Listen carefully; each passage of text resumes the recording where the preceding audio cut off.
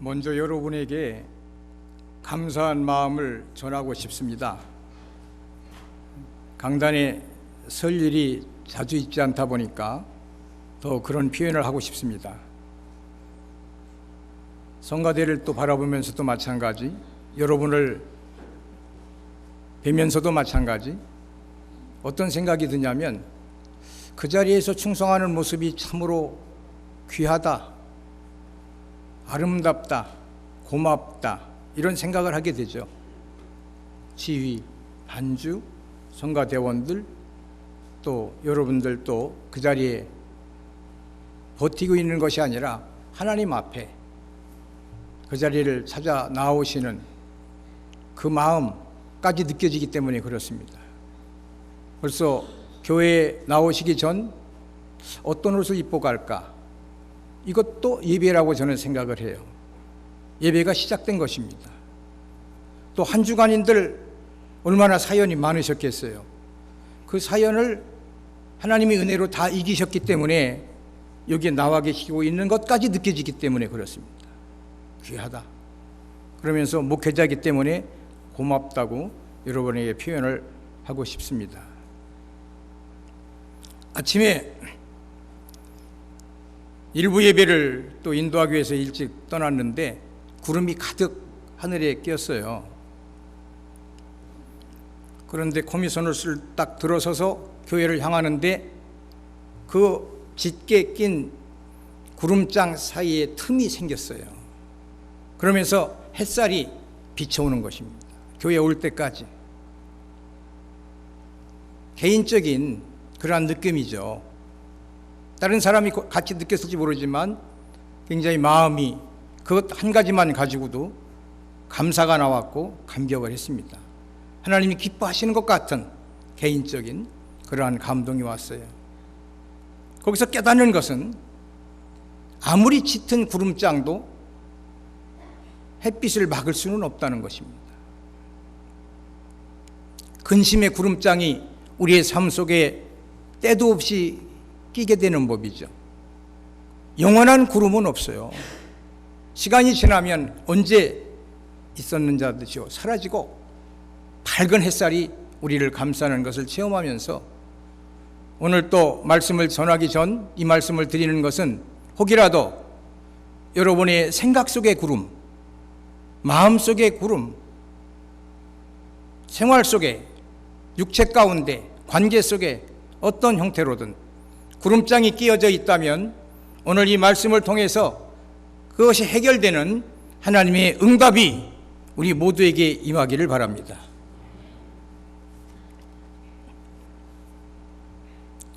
우리가 선한 행위를 하는 것, 잘하는 겁니다. 구제하는 것, 그런 것들. 물질의 헌금을 하는 것, 잘하시는 것입니다.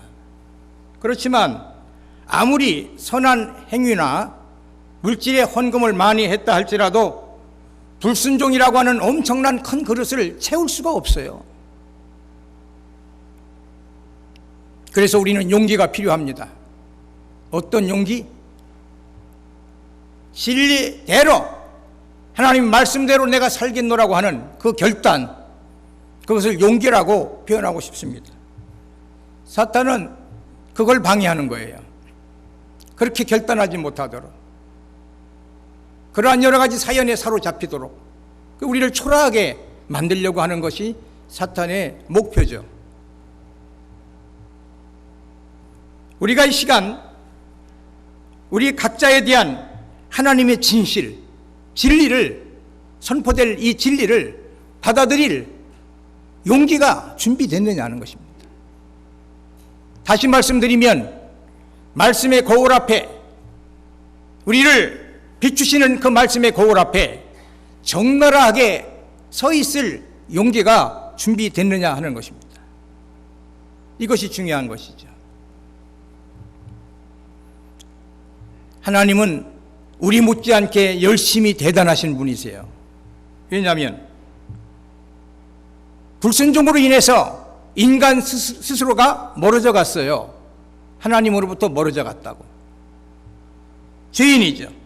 그런데 하나님께서는 계속 멀어져 간 인간을 그렇게 찾으시려고 노력을 하세요. 구약 때부터 지금까지 계속 주의 종들을 세상에 보내십니다. 계속 보내십니다. 이게 하나님의 열심이죠. 그 과정에 보냄받은 주의 종들이 여러 가지 위협도 당했고 매도 맞았고 순교도 당하고 별의별 일들이 다 일어났지만 중단하지 않으세요. 이것을 성경 안에서도 기록되어 있습니다. 하나님의 열심이라고. 죄인을 구원하시기 위한 하나님의 열심이, 그 증거가 이렇게 나타나고 있지 않습니까?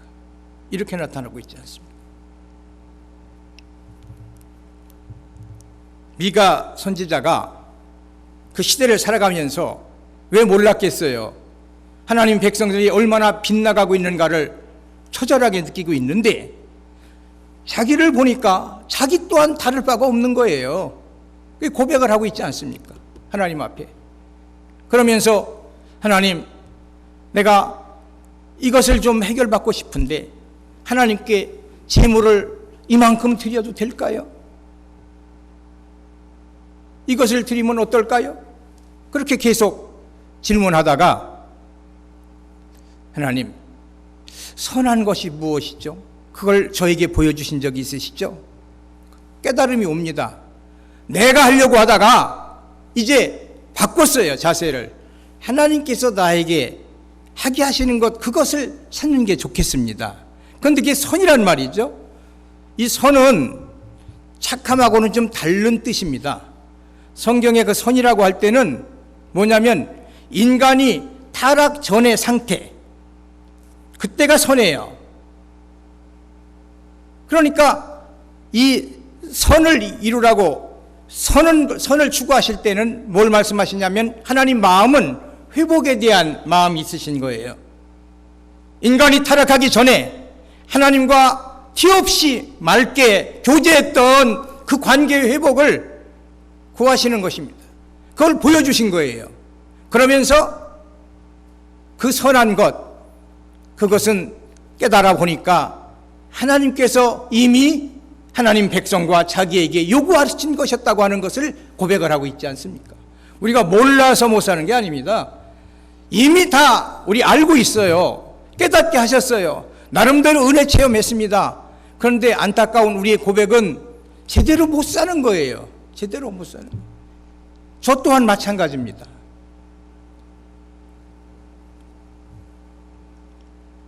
빌립보서 1장 6절에는 바울이 빌립보 교인들에게 이 부분을 언급을 했는데, 너의 안에 착한 일을 시작하시니, 누굽니까? 하나님이시죠. 너희 안에 착한 일을 시작하신 이가 그리스도 예수의 날까지 이루실 줄을 확신하노라.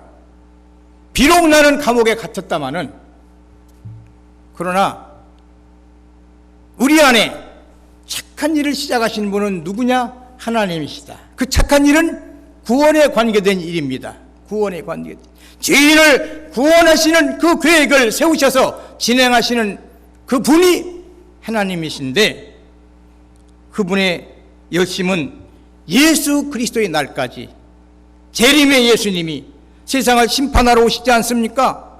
그때까지 그 일은 진행된다고 강조하고 있는 것입니다. 그러면 오늘 읽으신 본문 가운데 선이란 무엇이냐? 그러면서 하나님께서 우리에게 요구하시는 것이 있지 않느냐?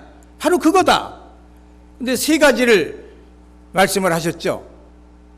첫째로는 정의를 행하라. 정의를 행하라. do 행하라. 뭘? 정의. 이 정의라고 하는 해석은 정의의 하나님, 그 말씀만이 우리의 행동의 기준이 된다고 하는 의미가 있는 것입니다. 세상 사람들이 나름대로 시대적으로 정의를 외치고 있지만 그 정의 말고 정의의 하나님께서 우리에게 요구하시는, 말씀을 통해서 요구하시는 그것이 우리의 행동의 기준이 되어야 된다는 것이죠. 이걸 행하라고 말씀하시는 것입니다. 그 말씀대로 순종해서 모든 것이 해결됐다면 예수님은 오실 이유가 없었어요. 그게 안 되는 것입니다. 그래서 말씀이 육신이 되어 이 땅에 오신 것입니다. 예수님께서 그 말씀이 육신이 되어 이 땅에 오시게 된 것이죠. 하나님의 열심 가운데 구약의 선지자들을 보면 하나님께서 그들에게 계속 보내셔서 하나님의 뜻을 말씀하십니다. 그런데 반응이 없어요. 잠깐 듣는 척 하다가 딴전을 피고 있습니다. 그렇기 때문에 하나님께서는 직접 예수 그리스도를 이 땅에 보내신 거예요. 직접 보내셨어요. 말씀이 육신이 돼서 이 땅에 오셨으니 하나님이시죠. 왜? 말씀이 곧 하나님이시니까 하나님이 육체를 입고 오신 거나 똑같습니다. 그런데 그분은 그렇게 오셨지만 어떤 모범을 보이셨냐면 죽기까지 순종하시더라. 하나님의 뜻을 찾아가면서 죽기까지 순종하시더라. 정의를 행한다고 하는 것은 바로 예수님의 이 모범을 닮아가야 되는 것인데 예수님의 이 선지자적 사역, 완성시키신 선지자적 사역입니다. 그래서 여기에서 정의를 행하라고 할 때 우리에게 더 강하게 요구되는 것은 순종이죠. 순종. 말씀대로 따르라. 순종입니다. 순종의 회복을 우리에게 요구하시는 거예요. 너희들이 그걸 잃은 거야. 그걸 회복해야 되는 거야.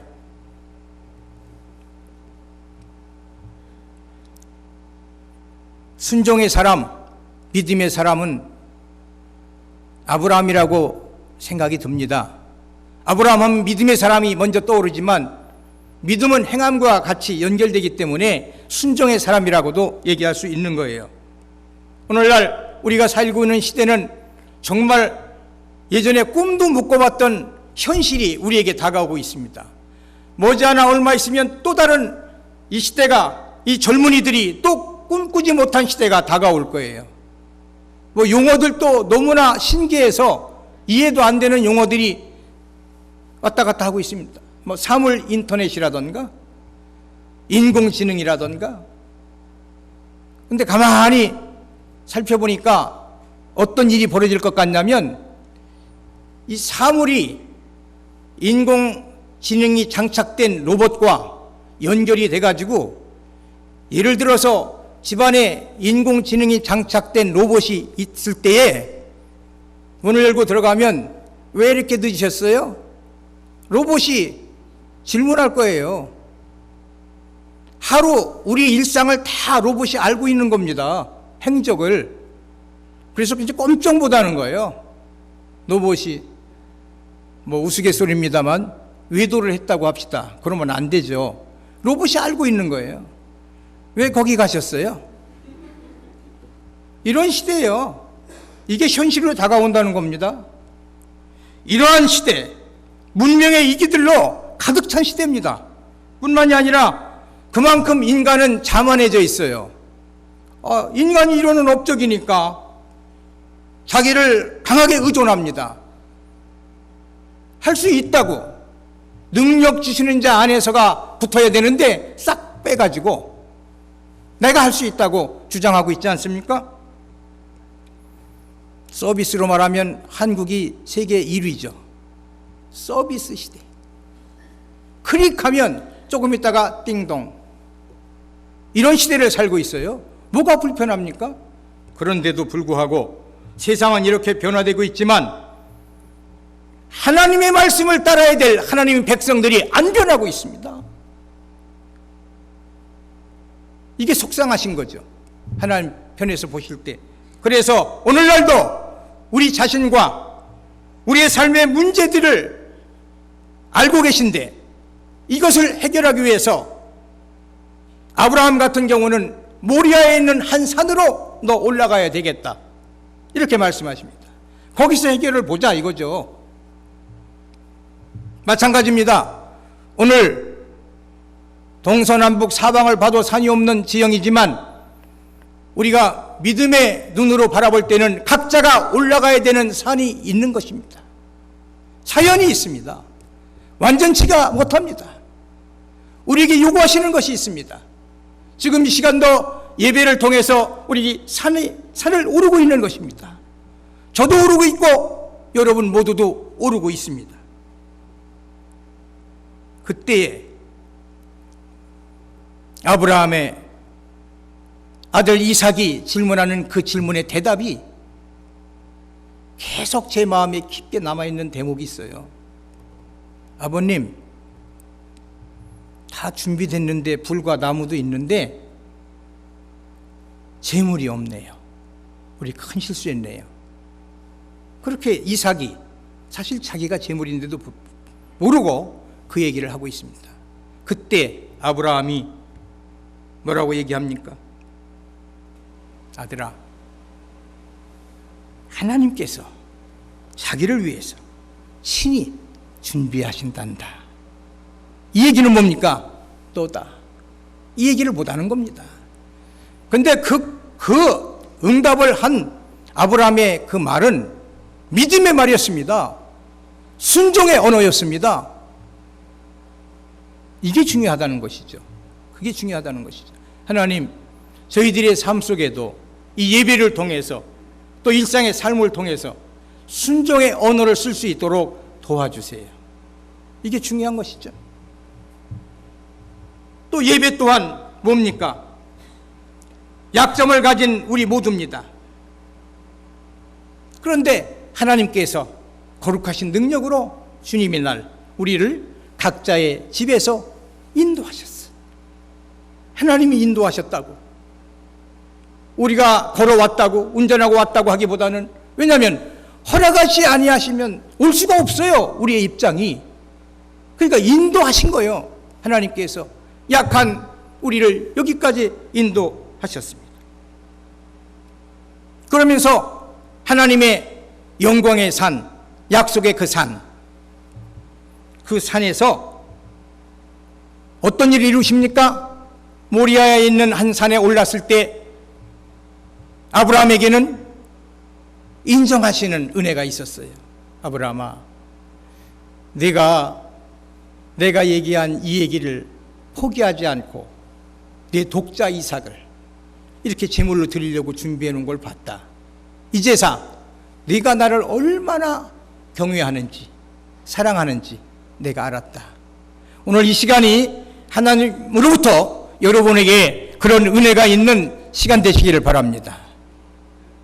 크고 작은 방해의 조건이 틀림없이 있었을 것입니다. 그런데도 하나님의 강한 인도하심은 거기에서도 약해질 수가 없었던 것이죠. 그러면서 결국 하나님의 놀라운 은혜를 모리아 산상에서 체험하게 됐던 것입니다. 만약에 핑계대고 그 산상에 안 올라갔다면 그런 은혜를 받을 수가 없었겠죠. 순종을 통해서 우리에게 임하는 것이 있는데 응답이죠. 응답. 조금 전에 말씀드렸죠. 하나님의 섭리의 산 정상에서 먼저 하나님은 놀랍게도 아브라함을 만나기 위해서 기다리고 계신 것을 알고 계시기를 바랍니다. 아브라함 혼자만 올라간 게 아니에요. 안 보이는 쪽에서 하나님도 오르셨다고요. 거기에 임하셨다고요. 그리고 나서 하나님의 본심은 이삭을 잡으려고 했던 것이 아니라 그 중심을 보려고 했고 예비된 수양이 준비되어 있는 것을 발견했습니다. 그래서 수양을 드려서 하나님께 제사를 드렸죠. 그리고 아브라함이 그 제단의 이름을 여호와 이레라고 고백을 했습니다. 여호와의 산에서 예비되었다. 맞습니다. 오늘 이 자리가 우리 모두에게 그런 순종을 통한 여호와 이레의 응답이 임하시기를 주 이름으로 축원합니다. 이 믿음이 오게 되면 많은 혜택이 오게 되는데 현실도 사연도 어떤 아픈 감정도 시대의 황당할 변화도 크게 문제가 안 되고 있어요. 왜? 어차피 우리는 하나님의 인도하심을 따라 그 은혜의 동산으로 나아갈 사람들입니다. 중요한 것은 믿음과 순종으로 바로 그곳까지 가야 되는 것이죠. 어떻게? 예배를 통해서. 예배를 통해서. 루터는 귀한 분이죠. 종교개혁에 불을 일으킨 분이죠. 그분의 고백이 하나님께 순종하는 것이 기적을 행하는 것보다 낫다. 의미가 깊은 얘기입니다. 루터도 순종의 사람이거든요.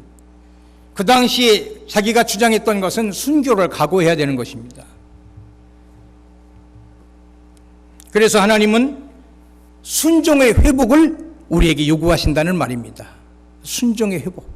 두 번째, 인자를 사랑하며, 여기 인자는 사람을 나타내는 표현이 아니고 mercy, 긍휼, 하나님의 긍휼, unfailing love, 하나님의 그 변치 않는 사랑, 이걸 의미하고 있습니다. 하나님의 성품을 얘기하고 있는 것입니다. 이걸 그렇게 해석을 하면 하나님의 성품을 사랑하고 이렇게 되는 것이죠.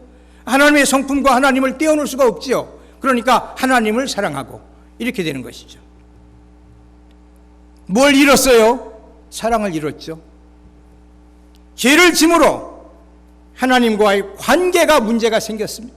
관계가 끊겼습니다. 이것은 사랑의 회복, 관계의 회복. 이 관계는 한 단어로 표현해 본다면 친밀감이죠. 친밀감. 얼마나 친밀하냐? 하나님과 내가 얼마나 친밀하냐? 이겁니다.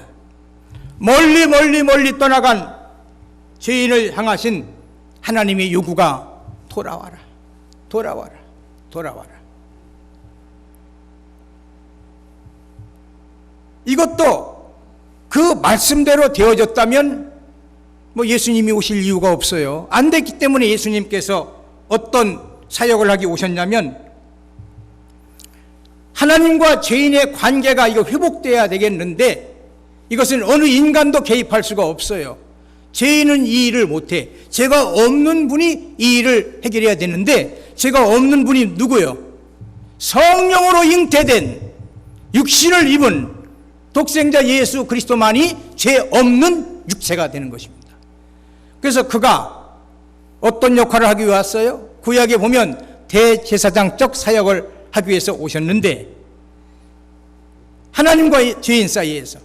그런데 구약의 대제사장들은 짐승을 잡아서 제물로 드리지 않았습니까? 그런데 예수님은 자신이 화목 제물이 되신 거예요. 구약의 어떤 대제사장이 자신이 제물된 대제사장이 있습니까? 구약에 그것으로 끝났다면 예수님이 오실 이유가 없어요. 안 됐던 겁니다. 그러니까 예수님께서 화목 제물 되신 것입니다. 자신이. 그래서 단번에 드려 영원한 속죄를 이루어 주심으로 하나님과 우리 사이에 영원한 대제사장적 사역을 하신 것입니다. 우리가 죄인 되었을 때 우리를 위해서 죽으심으로 누가 죽으셨어요? 예수님이 죽으셨습니다. 하나님의 사랑을 확증하셨다는 것입니다. 예수님의 십자가 선상에서 돌아가심은 나를 향한 하나님의 사랑을 확증한 것이다. 더 이상 어떻게 확증을 합니까?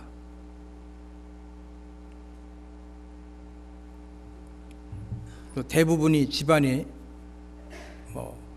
자녀가 예전처럼 많지 않습니다. 아들이 있어도 외아들, 딸이 있어도 외딸, 또 좀 더 많은 가정도 있지만 저도 외아들이 있잖아요.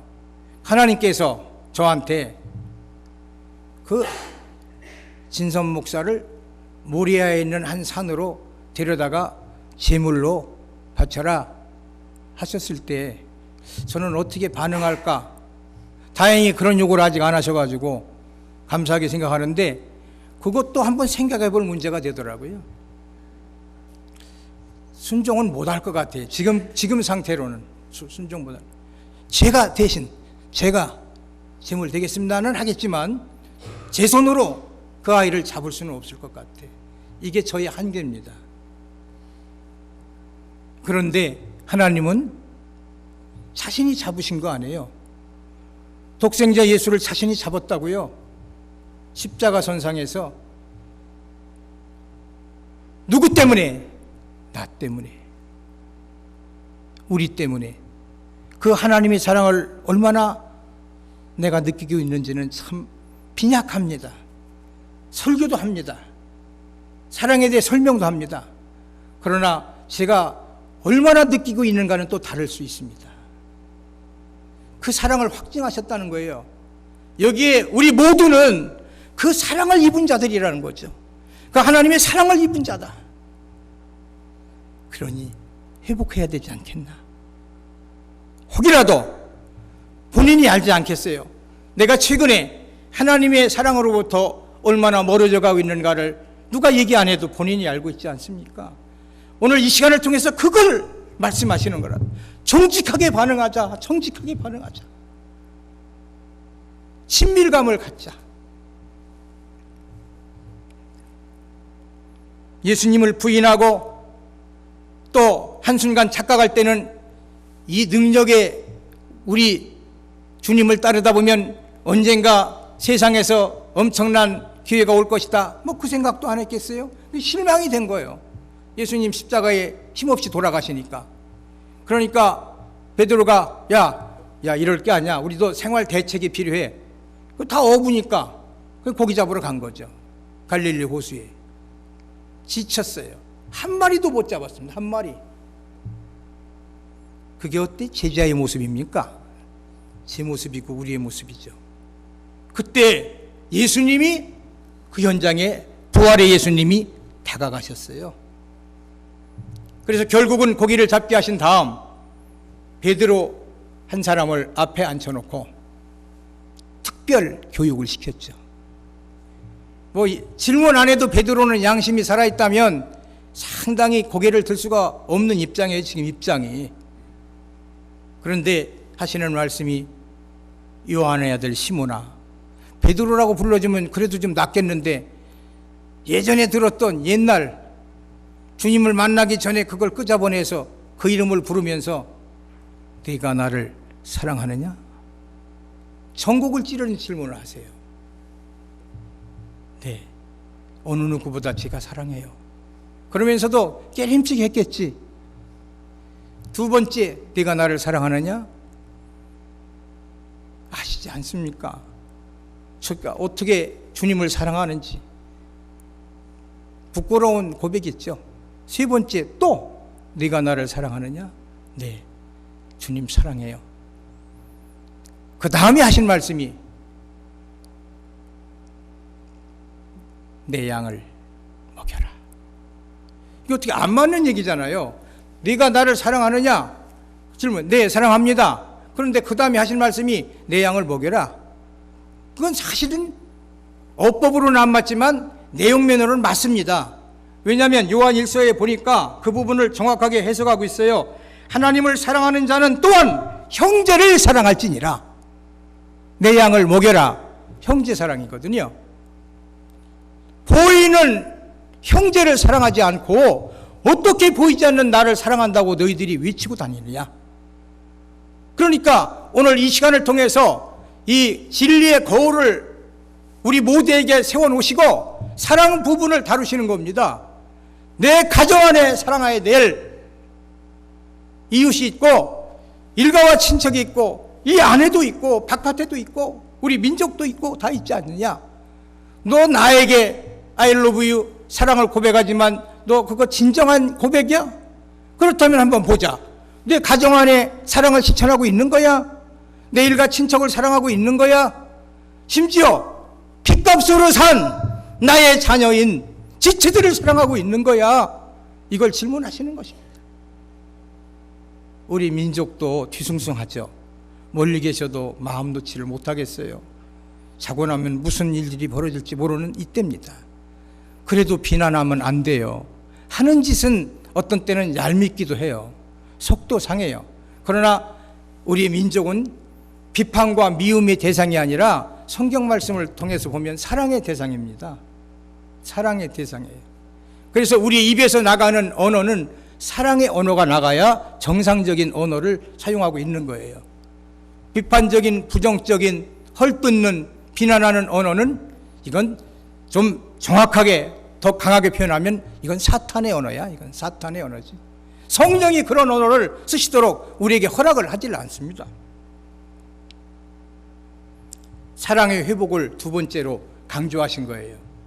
이걸 요구하시는 거예요, 지금 하나님께서. 세 번째는 겸손하게 하나님과 함께 행하라. To walk, 걸어라. 어떻게? 너의 하나님과 함께. 더 구체적으로는 겸손하게.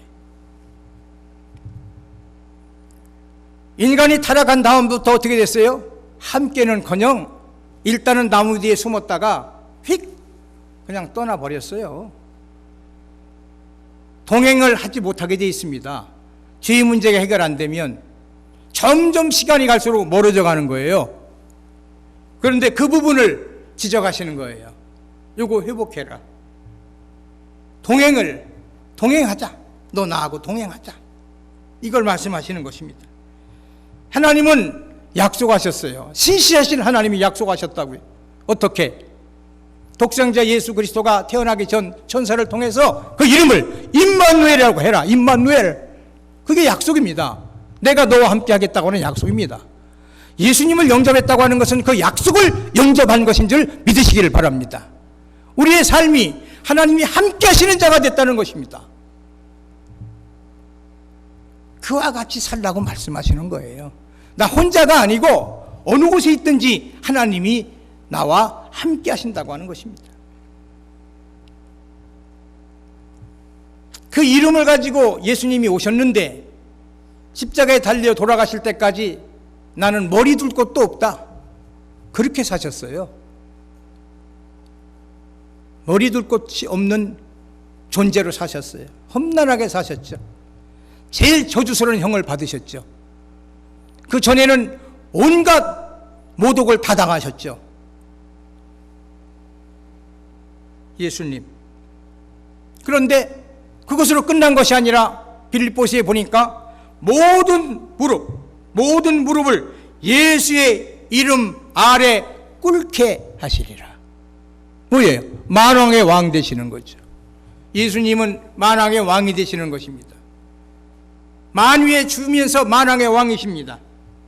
그러니까 예수님이 이처럼 오신 것은 동행을 회복하도록 하기 위해서, 그 믿음을 가지고 살아가도록 하기 위해서. 트럼프와 동행하는 유일한 사람, 통역자가 있어요. 여러분도 다 아시죠? 그분은 대통령은 아니야. 동행하기 때문에 온갖 혜택을 다 누릴 것 같아요. 동행했다고 하는 것 때문에. 제가 예를 들어서 도적과 동행하면 전 도둑질할 겁니다. 누구와 동행하느냐가 이렇게 중요한 것이기 때문에 이걸 강조하시는 것이죠. 예수님은 겟세마네 동산에서 그 하나님과 동행하신다는 강한 표적을 보이셨는데 간절히 기도를 하셨어요. 그러면서 내 뜻대로 마옵시고 아버지의 뜻대로 되기를 원합니다. 이게 동행하는 자의 자세예요. 자기 뜻을 주장하는 것은 동행하는 자가 아닙니다. 자기 뜻을 내려놓는 것입니다. 하나님의 뜻이 이루어지기를 원해서 내려놓는 것, 이거 동행하는 거다. 그런데 이런 사람 중에 한 사람이 모세예요. 모세. 그는 얼마만큼 동행하기를 원했습니까? 어떤 결단의 순간이 왔는데 하나님의 백성과 함께 고난받기를 잠시 죄악의 낙을 누리는 것보다 더 좋아했다. 뭘 좋아했느냐? 하나님의 백성과 함께 고난받기를 더 좋아했다. 죄악의 낙을 누리는 것보다 그걸 좋아했다. 어떻게 이렇게 결정할 수가 있을까? 하나님과 동행하기를 원했기 때문에 그렇습니다. 하나님과 동행하기를 원했기 때문에 세상 사람이 볼 때는 정말 바보스러 같은 결정을 한 거예요. 말 않고 가만히만 있어도 애굽의 왕자격으로 미래가 보장된 사람입니다. 모세는. 그런데 하나님 백성과 고난받기를 그걸 더 좋아했더니 이 부분을 어떻게 해석해야 됩니까? 하나님과 동행하기를 원했다.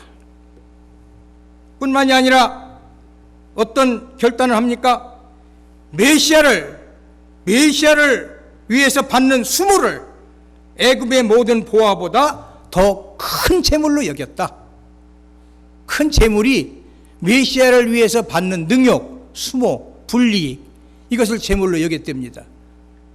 왜 이렇게 바보스럽습니까? 하나님과 동행하려고 그랬어요. 하나님과 동행하는 과정에 있어서 어떤 불이익을 당해도, 어떤 오해를 당해도, 어떤 가난을 경험한다 할지라도 그것이 질병인지 사망인지 환난인지 전쟁이든지 기근인지 알 수 없지만 그것이 하나님과 동행하는 길이라면 주저하지 않고 걸어갔던 모세의 모습은 오늘 우리에게 도전이 되고 있는 것입니다. 이 말씀을 준비하면서 필립 공이 생각이 나더라고요. 엘리자베스 여왕의 남편. 나는 그분을 만나본 적은 없어요, 직접. 그러나 제가 개인적으로 존경해요. 존경. 항상 보면 남편이 돼가지고 아내 뒤편에만 쫓아다니는 거예요. 사생활은 모르겠으나 공적인 행사에는 언제나 두세 발짝 뒤에 쫓아다녀요. 그 사람 출신 대단합니다. 그리스의 굉장한 귀족입니다. 그리고 자기가 기회를 얻으면 지금보다 더 나은 삶을 살 수도 있었을 거예요. 그런데 몇 년간? 72년간 남편의 역할을 72년간 지금 하고 있어요. 아직 안 돌아가셨죠? 98살이래요. 그런데 5살 차이니까 98에서 5을 빼면 여왕의 나이가 나오겠죠. 그런데 10대에 만났어요. 10대에 두 사람이. 20대도 아니고. 그래서 여왕이 선택한 거예요. 젊은 나이에. 그러니 아무나 선택했겠어요? 젊은 사진도 보여주는 걸 봤는데 제가 여자라도 반하겠더라고. 그냥 아주 빼어났지, 그냥 전체가. 그런데 이 사람이 어떻게 살아와요? 72년간을 아내의 뒤편에서만 삽니다. 질문한 거예요. 어떻게 그렇게 당신은 72년간 아내와 더불어 그렇게 살 수가 있습니까? 그러니까 필립 공이 한 얘기가 굉장히 도전을 줘요, 저에게. 첫째도, 둘째도, 셋째도. 저는 여왕을 실망시키지 않기 위해서. 감동도 없으시네요. 저만 감동했나? 저는 엄청난 감동을 했어요. 아니, 부끄러웠다니까요, 저는 솔직히 말해서. 지금도 걸어갈 때 제 걸음이 빨라요. 건널 때도 손잡고 건너가야 할 이런 머리가 됐는데, 반백이 됐는데 아직도 그게 안 돼요. 건널목 걷는 것도 몇 발짝 제가 앞장섭니다. 그런데 72년간을 두세 발짝 뒤에 이게 따라간 것 아닙니까? 아내를 따라간 거예요. 그런데 그 중심에 그게 있었더라고. 첫째도, 둘째도, 셋째도 아내를 실망시키지 않기 위해서 존재했다.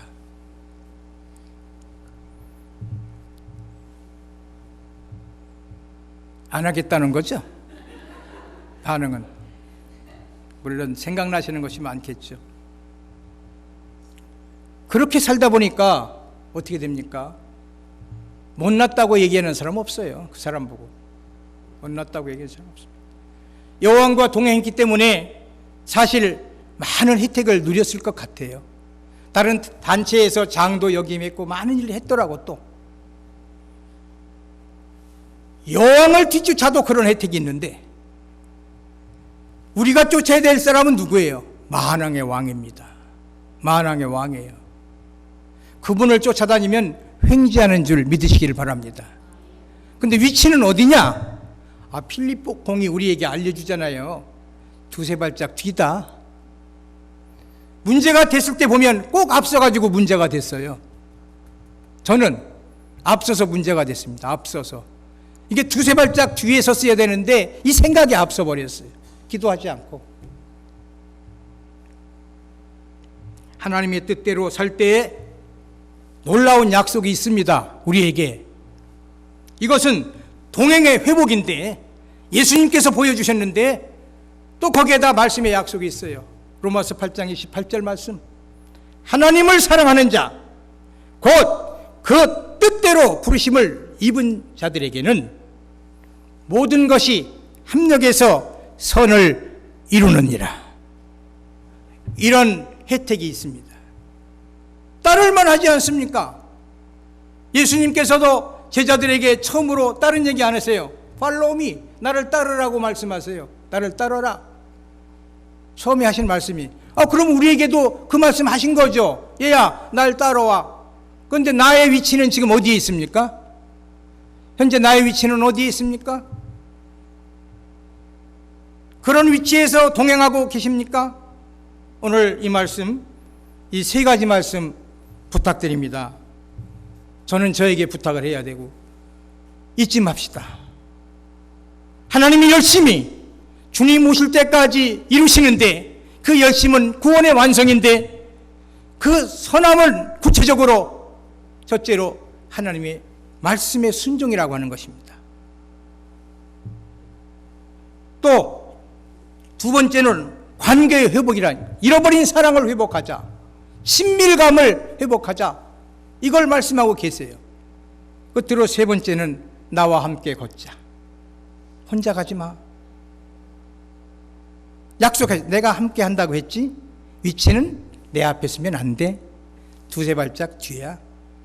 함께 하자고, 동행하자고 말씀하시는 것 잊지 마시고 남은 생애는 우리를 통해서, 하나님의 열심을 통해서 하나님의 손이 여러분의 개인과 여러분의 가정과 여러분의 직장과 사업과 또 이 도시와 이 나라와 우리의 민족과 시대 위에 이루어질 수 있도록 진리 안에서, 진실 안에서 반응할 수 있는 용기를, 믿음을 가지시기를 바랍니다. 우리 함께 기도합시다.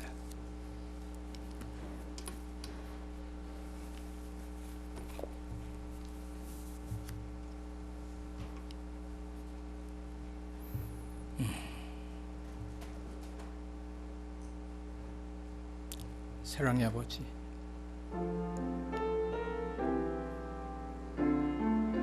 목은 마르고 부족한 가운데 이 귀한 말씀을 전했습니다. 아버지, 원하는 것은 저희들이 하나님의 열심 안에서 회복된 모습의 삶을 살기를 원합니다. 귀하신 아버지 하나님, 우리의 믿음의 기도를 들어주세요. 이 땅에 살아가는 삶의 순간순간이 주의 마음에 합한 모습으로 살아가기를 참으로 원합니다. 주님, 오늘 귀한 말씀 잊지 않게 도와주시고 믿음으로, 순종으로 감사하게 따라갈 수 있도록 도와주세요. 예수님 이름으로 기도합니다.